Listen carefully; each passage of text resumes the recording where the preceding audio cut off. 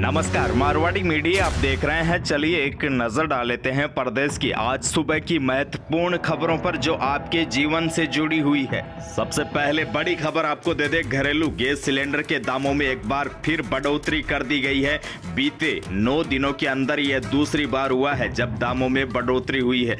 बढ़ोतरी का असर यह हुआ है कि प्रदेश में 723 रुपए में आने वाला सिलेंडर अब 50 रुपए महंगा होकर 773 रुपए में मिलेगा। पेट्रोल और डीजल के दाम महंगाई का नया रिकॉर्ड बना रहे हैं। सरकारी तेल कंपनियां ने लगातार डीजल के दामों में बढ़ोतरी की है और अब घरेलू गैस सिलेंडर की कीमतों में वृद्धि करने से अन्य वस्तुओं पर भी इसका भार पड़ेगा और इसके चलते आने वाले दिनों में महंगाई और ज्यादा बढ़ सकती है, जिसका सीधा असर आम लोगों की जेब में पड़ेगा। आज से ठीक 10 दिन पहले घरेलू सिलेंडर 698 रुपए में मिल रहा था, लेकिन अब उसी सिलेंडर के आपको 773 रुपए देने पड़ेंगे। प्रदेश की दूसरी बड़ी खबर आपको दे दे, कांग्रेस नेता राहुल गांधी के 2 दिन के दौरे के बाद अब पीसीसी के मिसमैनेजमेंट को लेकर बड़े सवाल खड़े हो रहे हैं। इसकी वजह है कि राहुल गांधी की सभाओं में उम्मीद से कम भीड़ जुटना, मंच पर खाट टूटना और मंच संचालन में गफलत। इसके अलावा कई बार ऐसी परिस्थितियां भी सामने आई जिसकी वजह से कांग्रेस का मैनेजमेंट हंसी का पात्र बना। माना जा रहा है कि कांग्रेस प्रदेश अध्यक्ष गोविंद सिंह डोटासरा को करीब 1 लाख लोगों की भीड़ जुटाने का लक्ष्य दिया गया था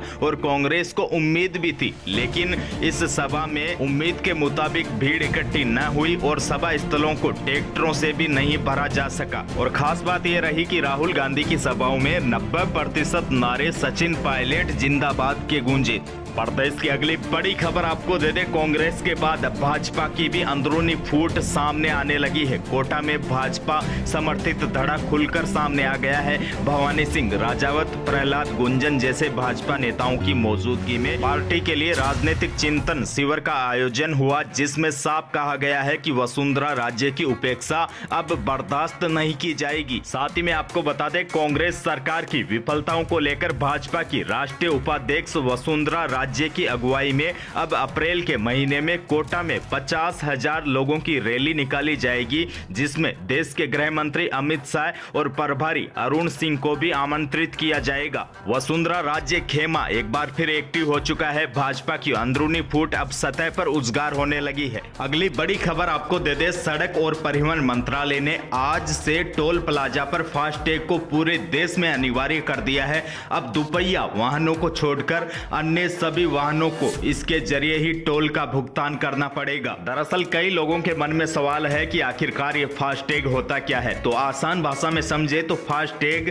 एक प्रीपेड टैग है जो टोल शुल्क में स्वतः कटौती को सक्षम बनाता है और वाहन को बिना लेन देन के रुके टोल प्लाजा से गुजरने की अनुमति देता है। फास्टैग सुविधा के तहत वाहनों पर एक इलेक्ट्रॉनिक तरह से पढ़ा जाने वाला टैग लगा दिया जाता है। ये रेडियो फ्रीक्वेंसी आइडेंटिफिकेशन टेक्नोलॉजी पर आधारित एक टैग होता है। ये गाड़ी के विंड स्क्रीन पर लगाया जाता है।